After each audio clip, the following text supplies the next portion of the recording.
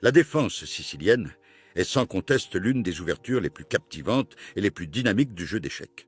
C'est la préférée de ceux qui recherchent un style de jeu agressif dès l'ouverture, car elle offre aux Noirs la possibilité de prendre l'initiative et de défier les Blancs dès les premiers coups.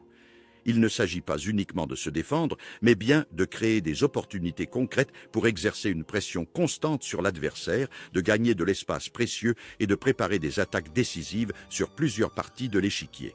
Si tu apprends les idées de base, tu pourras surprendre ton adversaire et garder le contrôle du jeu, même s'il semble avoir plus d'expérience. Les Blancs avancent leurs pions et tu réponds par C5. À l'heure actuelle, votre adversaire n'a que quelques options. La défense sicilienne est considérée comme l'une des ouvertures les plus puissantes, mais également l'une des plus complexes du jeu d'échecs.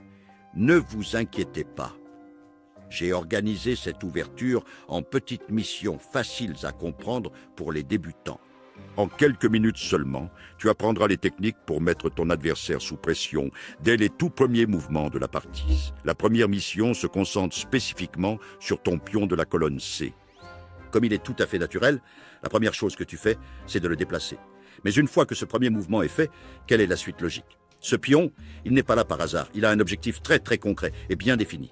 La défense sicilienne cherche à contrôler et à attaquer le centre du plateau depuis le flanc d'âme, et ton pion C est une pièce absolument fondamentale de ce plan stratégique. Il est en train de viser une zone vraiment cruciale et stratégique de l'échiquier. Attends seulement. Et si ton adversaire s'aventure dans cette zone, saisis-le sans la moindre hésitation. C'est ta première mission.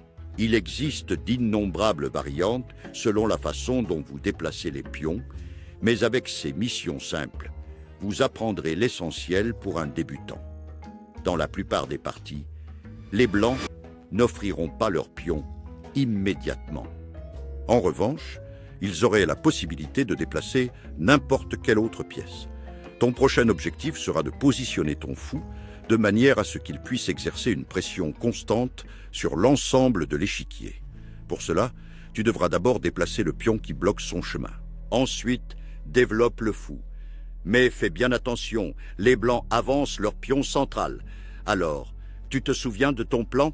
Capture-le immédiatement. Ne te soucie de rien d'autre pour l'instant. Elles reprennent la pièce que tu viens de jouer. Et maintenant, sans aucune entrave, tu peux tranquillement continuer ton développement normal de tes pièces sur l'échiquier. Ton fou est déjà bien placé. Il est en position idéale. Les Blancs jouent un coup de plus. Et maintenant, c'est le moment parfait pour sortir ton cavalier et le mettre en jeu. S'il le capture, il n'y a absolument aucun problème. Tu le reprends et tu auras une colonne ouverte pour ta tour. C'est excellent, car ensuite tu pourras initier une attaque par le flanc de la dame. S'il ne le capture pas, c'est aussi très bien. Développe tes pièces en suivant un modèle qui te deviendra familier. Déplacez le pion puis le cavalier et roquez. Si vous ne savez pas exactement ce que cela signifie, vous pouvez tout simplement cliquer en haut à droite de l'écran où nous prendrons le temps de vous expliquer le roc avec chaque détail nécessaire. Ensuite, placez l'alfil et, pour finir, la tour. Il est généralement assez facile de se souvenir de l'emplacement de chaque pièce sur l'échiquier, mais l'ordre précis dans lequel elles doivent être placées peut parfois s'avérer un peu plus délicat à mémoriser correctement. Observe bien. En premier lieu, le cavalier, ensuite le pion, puis un second cavalier, le roc, le fou et la tour. Après avoir fait avancer le pion et positionné le fou sur sa case, suis simplement l'ordre et développe toutes tes pièces sur l'échiquier. Il existe 2 configurations que vous devez connaître. Celle-ci en est une. Grâce à ces missions, vous avez déjà appris la moitié de la défense sicilienne.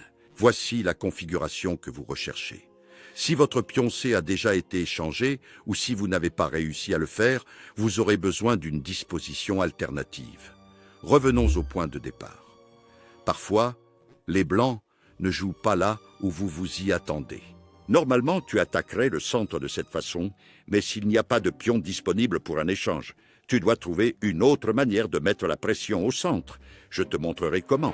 Supposons qu'ils développent leur fou à l'emplacement qui lui est destiné. Pour l'instant, tu continues tes missions habituelles, celles que tu connais bien. Tu dois placer ton fou. Eux, ils roqueront probablement ou déplaceront une autre pièce. Et toi, tu développes ton cavalier. Tu sais très bien qu'ils effectueront un autre coup aléatoire. Selon votre plan initial, la prochaine pièce à jouer devrait logiquement être un pion. Mais votre pion C est toujours bien présent sur l'échiquier.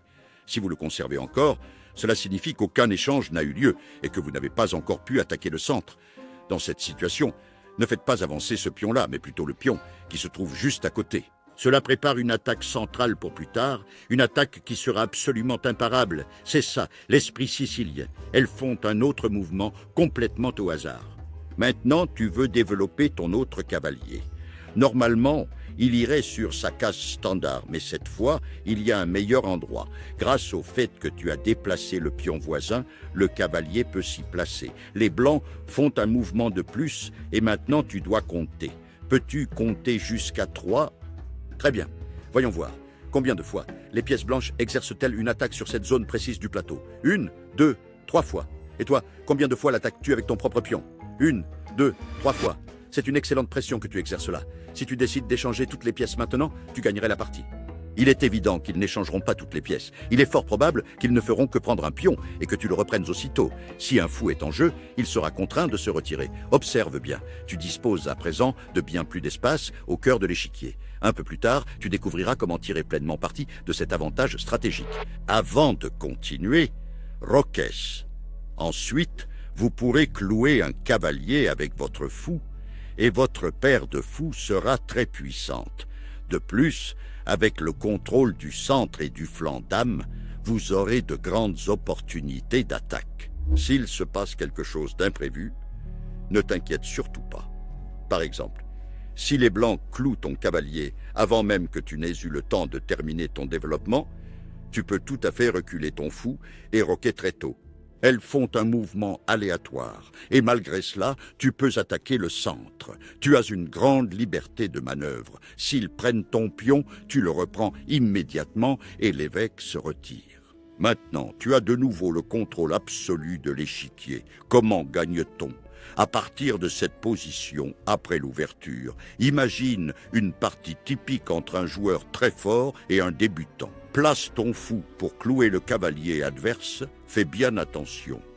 C'est une démonstration de la façon de dominer aux échecs. Elles tentent de déplacer leur cavalier, mais tu contrôles le centre et tu l'attaques immédiatement. C'est pourquoi il est si important de dominer le centre.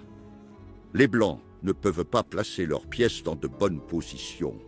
Ils reculent leur cavalier. Il ne se passe rien.